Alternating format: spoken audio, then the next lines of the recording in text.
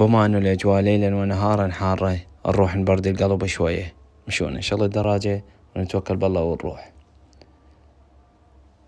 تقريبا ماكو اختلاف بين النهار والليل بالنسبة لدرجة الحرارة، يمكن الليل شوية اهون صراحة يعني، والاجواء بالليل عادة تكون جميلة جدا.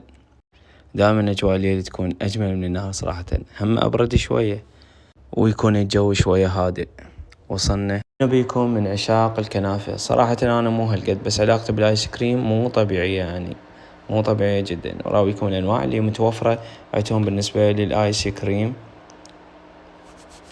وهذا الماي للزباين، وهذا المكان لجلوس الزباين بيه، وهذا انتظار طلبيتي على ما يجهزوها. وهاي السفريات تكون مخصصة للعوائل.